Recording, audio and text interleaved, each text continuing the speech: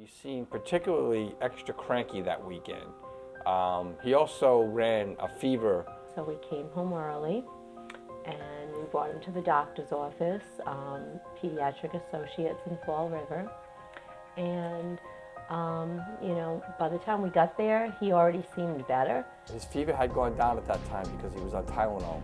So we thought, you know, it was just a false alarm. But one of the things that was kind of weird is that Matthew's belly button was extruding. Because his stomach was enlarged. And also he had a couple of like marks on his legs that looked like freckles. We didn't know what they were. So they were very concerned about that. I said, why don't I bring Matt home tonight? We'll bring him tomorrow to get checked out and we'll go from there. And the doctor said, no. She said, I'll tell you what. She said, I have one more patient. She said, I will go over to the hospital. We'll get the blood work done and we'll do a spinal tap. I'll do a stat. And I just want to make sure that he doesn't have spinal meningitis. And they drew blood. And I remember when they drew blood, all of these little red dots appeared all over Matthew. It seemed like forever before the doctor came in to talk to us to let us know if Matthew had spinal meningitis or what was wrong with him. Unfortunately, Matthew's symptoms also matched a much more life-threatening disease. Weight loss, fatigue or loss of appetite, swollen lymph nodes, shallow breathing, muscular weakness, spleen or liver enlargement, pain and tenderness in the bones or joints, and easy bleeding, bruising, or red patches on the skin, known as petechiae. And the doctor came in the room and basically said that Matthew had leukemia and that we were going to go to Boston and the ambulance was outside and we were going to Tufts New England Medical Center, and that's how we found out.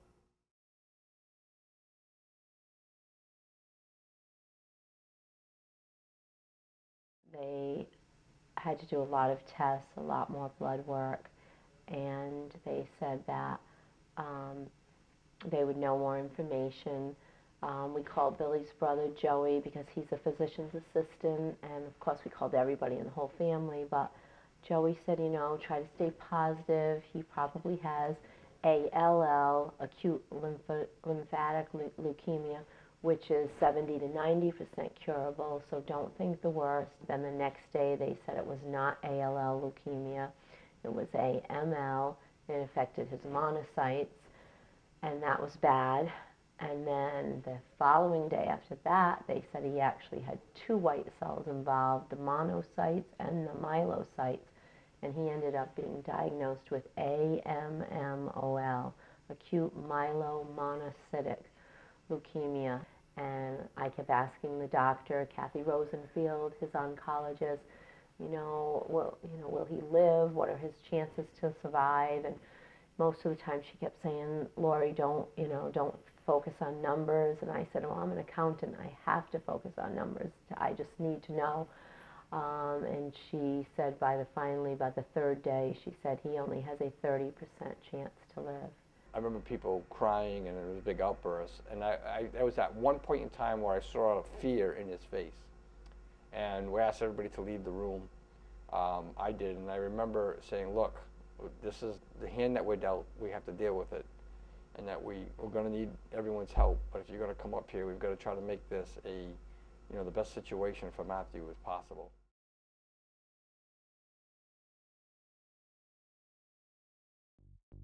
He had to have many rounds of chemotherapy, some horrible chemotherapies that you had pages and pages to read about all the side effects, and basically it's poison, and if you weren't trying to save your child's life, you would never give them chemotherapy, but if he had no treatment at all, he would die. So the first thing they had to do was get him into remission.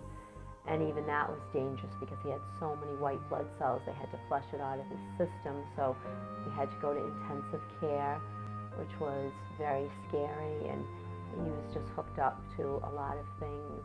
Lori never left Matthew throughout the entire duration from at the hospital and the length of time that the care that he went through. I was with him for, I would say, 95% of the time. The other 5%, I was able to go to work for a couple of days. I was able to go home, do laundry, get mail. and just to try to keep things, covered on that end. But basically, I was back up at the hospital. We learned about the disease as much as we could. I had this huge calendar, and I wrote down every blood count. I would keep track of it, and one time there was something on his chart because I read everything, and I said, what does this mean? It said he was CMV positive, and I didn't notice it, but Lori was very good at checking that stuff out. And they're like, oh, that just means he had some little virus as a baby, and I said, well, I don't think he did. He's only 20 months old. I don't think he's had this virus. If you receive a blood transfusion, whether it's bag of platelets or bag of red blood cells, and that blood was exposed to the CMV virus, and you're CMV negative, then you're actually putting a virus in someone's body. So they had to double check, and sure enough, I was right, and they had by mistake put on his chart that he could have blood with this certain type of a virus in it. We would not allow a blood transfusion until it was validated, and sure enough, the sign was wrong. Thank God they changed it, and because something like that could kill him. Any infection could kill him.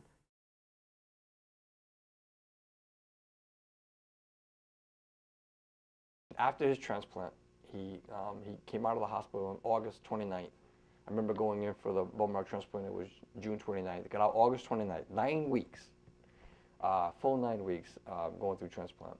After the transplant, he was being seen by the Children's Hospital, Jimmy Fund Clinic, and Tufts New England Medical Center. So 1 week we would go to Tufts, next week we'd go to Children's. So we're being seen by both hospitals. And both hospitals are capturing data to see how the patient is progressing and so on and so forth. At that point they had told us, you're going to be going to the doctors for his whole lifetime, but go from 3 times a week to 2 times a week, less and less.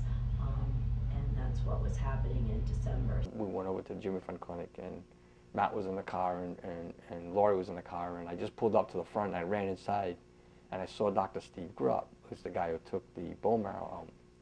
And I said, Steve, what's the story? What's the counts? How's it look? And he had this long look on his face, and he said, I need to talk to you. And I said, let me go get Lori. Dr. Stephen Grupp said, just have to tell you that it looks like Matthew's cancer came back. At that point in time, the protocol said if you don't make it with this bone marrow transplant, there was no other solution. And they said, you can just go home.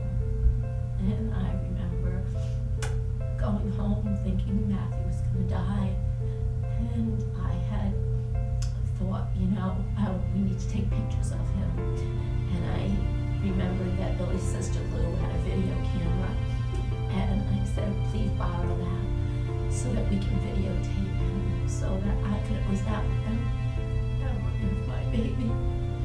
And so we did that. And we took pictures and videos. You're a good boy. You're a good boy. And everybody loves you, Pumpkin. Boy, you dance really good.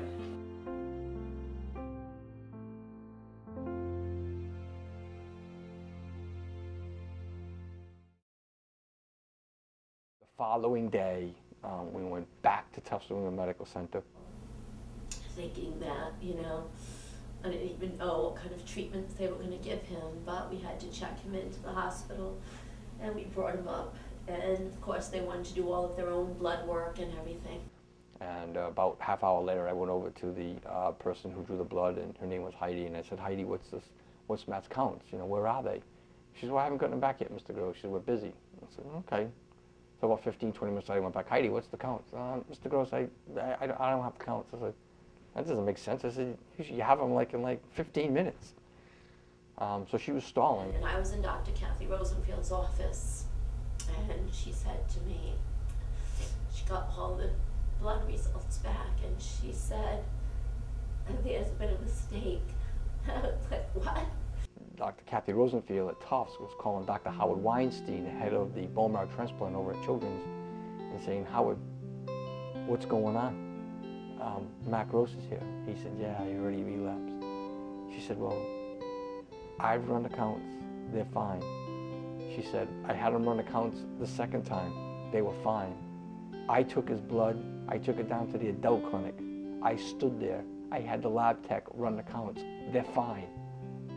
What had happened was when the hematology doctor came out of the hospital and he took the bone marrow test from Matt that day, when he was going through surgery to get the line pulled out, he told the lady at the desk, I want Matt's blood counts. They never ran blood counts for Matthew that day at Children's when they did the bone marrow aspiration and they took the line out. When the lady went to the computer and called up the blood counts, it gave him blood counts from the last time he was in the hospital on August 29th. I called my father, and my parents and my dad answered, and I remember he was so happy. He said there was no mistake, and that Matthew wasn't going to die, at least not now. Everybody was so happy. Especially after having a scare in December, and even like from the time we left the hospital all the way up through December time frame, you know, you just cling on to those counts, and you can't wait to get the counts. And then, you know, a lot of times some people would use where if you go 2 years, wow, you're doing really good. If you can go 5 years, you're doing real well. Some doctors will say you're cured.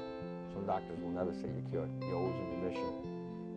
But you look for those mild stones.